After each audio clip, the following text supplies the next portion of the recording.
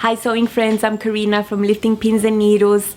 Now if you haven't watched me before, I'll just give you a short little intro, and if you have watched me and know all about me, then yeah, you can fast forward the next minute. I'm Karina. I've recently turned 39. I am a midwife, but I'm not working at the moment. I am at home with my son. We have recently moved to Brazil. He's learning a new language, so he needs lots and lots of support with homework and everything. You know, he's learning the language very, very quickly, but still needs quite a lot of input from me. Hubby is working in a university very close to here, and we have arrived here about 2 months ago. So that is the background. Before, we lived in Bolivia. The last couple of years, 3 years, we lived in Bolivia, and before that in New Zealand, and before that in Chile, and all sorts of things. So I'm quite a bit of a country mover. Anyway, in this country, I was able to purchase the best sewing machine I've ever had. And I've always had very, very simple machines, just, you know, simple. They get the job done, you know. But now I had the opportunity of choosing a better one, and I chose a Janome sewing machine. So this is the first. I've only ever used Singers, Brothers, and the last one was Toyota, and those are not good. Don't get a Toyota sewing machine. I mean, Toyota cars, yeah, they are awesome, but sewing machines, yeah, not so much. Anyway, I have my Janome 2030 QDC or QCD. Anyway, I haven't learned that by heart, and I have recently unboxed it and started fiddling with it.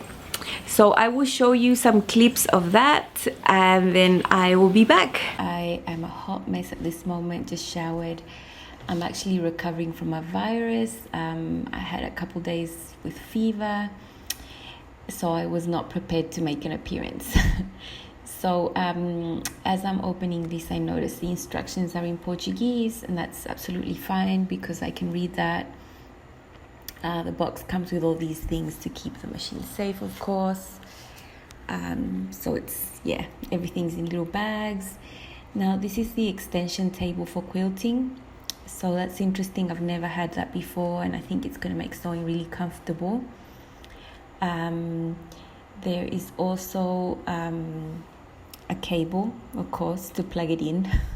Very basic. Most machines have that cable. And here in these little 2 bags are all the little accessories, presser feet and quilting, special feet for quilting that I have to get to know, because I'm not experienced in those accessories. So the machine comes with a rigid case for protection, and I think that's really nice. Again, I've never had a machine, and I almost dropped it. I've never had a machine that had any type of protection at all, you know. I think I bought an extra one for a sewing machine back in the day, but not that it came with it. So here I'm getting the machine as such out of the box. I don't know why it took me so long to put the box on the side, but oh well. Here is the foot pedal that I'm really keen on using. I'm really used to using that. And I know this machine has a start-stop button, but I don't know if I'm going to use that function. Yeah, so that's basically it. Although you can't see my face, because I didn't want to show my face this time. I was quite excited. This little thing is a bit loose. I think it's supposed to be like that holds your thread. Anyway, I'm very excited. Okay, so this is my new baby. It comes with a rigid case. So I'm really happy about that because I feel it's going to be really protected. It's an electronic type, computerized. So Janome 2030 QCD. Let me see if I can close up a little bit here. Okay, so I'm very excited about my machine. Can you believe me that I have not turned her on? I mean, when she arrived, I did get it and plug it, and it did turn on and all that stuff, but I haven't played with her yet because I've been making curtains and I didn't want to ruin my new machine with curtains. So she is still brand new and I haven't used her. Little lever, you can regulate how fast you want your machine to go. The fastest this goes is to 820 stitches per minute. So this you can remove here. How does this go? Yeah. So when you want to do cuffs and sleeves and things. And it's got a metal plate there with lots of markings for your seam allowances. Now inside it's supposed to have like solid metal construction. The needle thing is memorized, you know, up and down. And the feed dogs, those feed dogs, it's a superior feed system where like all the teeth come up at the same time and move back and drop together. So it's a more controlled feed of the fabric. Now,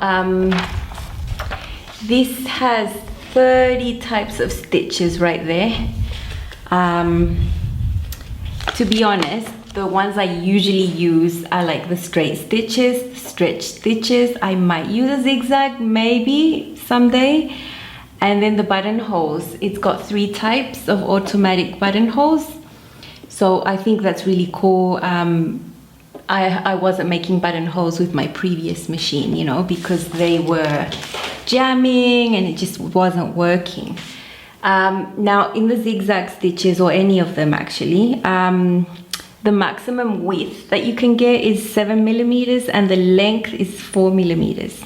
Now with the tension control, there's an automatic tension control and also you can do it manually with the numbers there. I have to figure that out and play with that as well. Now the presser foot has an extra high lift. So compared to other machines I've had, I noticed this is way higher and it gives you a lot of space for lots of layers or for when you're quilting. So I think that's really cool. And yeah, I'm just excited to play with all the bells and whistles, like the thread cutter that's under here and the one-hand needle threader, however that works. I've got to play and figure all that out. Now, I think she's really beautiful. Yeah, I'm gonna pick a very simple thing and I'm gonna play with it. I don't know why, but I am slightly terrified of this sewing machine. It's way out of my comfort zone, all those little extra things that it has, and it might take me a day or two to get used to sewing that way. From having very basic machines where it's a no-brainer, you don't even have to think. So yeah, I am excited and slightly terrified at the same time. Now, tell me if that's ever happened to you when you've gotten a new sewing machine. I have had lots of new sewing machines over the years, but they've always been really basic and very simple, so they don't produce any excitement or fear. They just, oh yeah, sewing machine, let's go sew, bang, bang, bang. I know how it's gonna work and it's very basic, you know what I mean?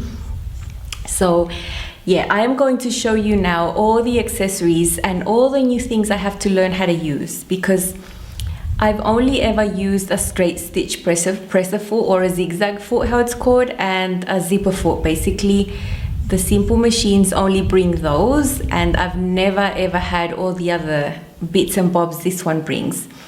So I'm going to show you that now.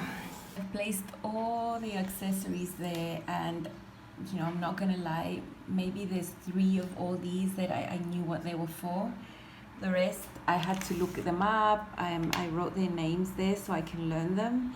And now I'm studying in several different websites what they're actually for.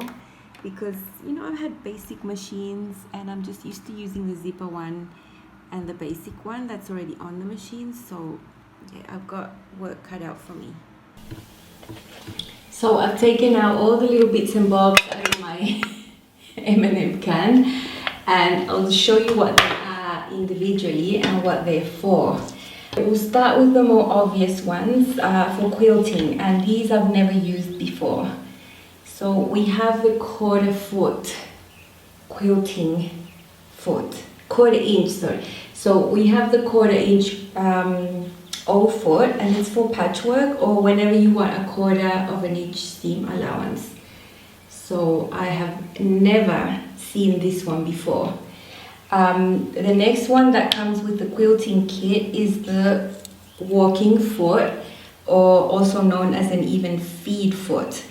So this eliminates the underlayer coming up short on your fabric and on your project, you know, so I've never used this before either. Then there's the free motion dining foot, and this is like an open toe one because it's open there. Some of them are closed. Beats me, I have never ever used this before.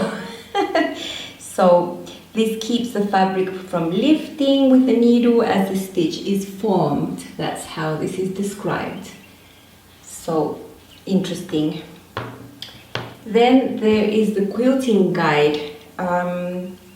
So you put this on some of the feet and you don't need to draw lines on your quilt anymore because this will make you sew in a straight line, you know, on your quilt. Then there are the other ones that are not specifically for quilting but can be for other things. You know, I don't have the all-purpose one right here because it's on the machine, but you know that one. It's the normal one, right? For all the things. Then there's the zipper. So being a person that does not do concealed zippers or zippers very frequently, this is enough for me. I know this one. I've used this before. Then we have the satin stitch foot. So I didn't even know what a satin stitch was, so I looked it up. And I had tried to do that once with some appliques, just using a zigzag stitch, and I didn't really know what I was doing, or I could see, but this is transparent, it lets you see what you're doing, so that's really cool. And then there is another one that's called an open toe satin stitch foot. So this even gives you more visibility when you're doing decorative stitches. So that is that one.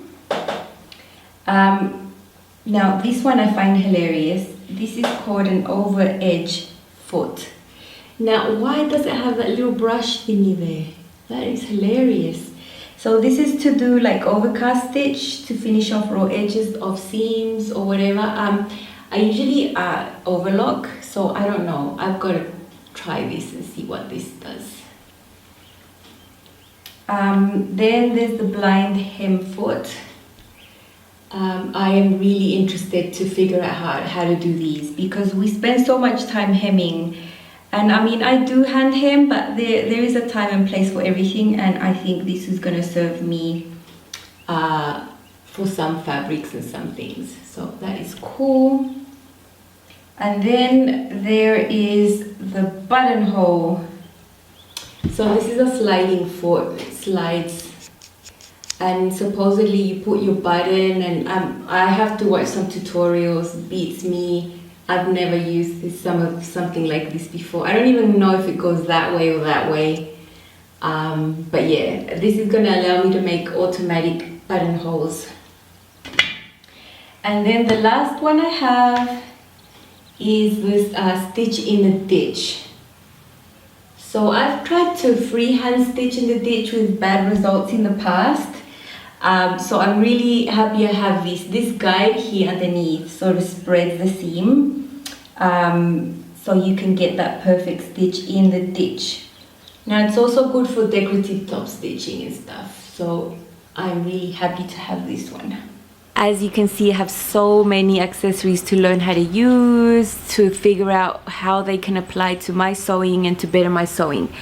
You know, all those feet of, you know, things that I've never ever seen. I actually still look at them, and at first glance I can't like tell you, oh, this is this. I have to look at it a lot to remember what it's for. So I can't wait until I'm so comfortable with everything that I'm like, oh yeah, this is for this is for that, I'll use this for this, and I'll use this for that, you know. So that that is a learning curve that I'm gonna have to go through, and I'm really happy and really excited.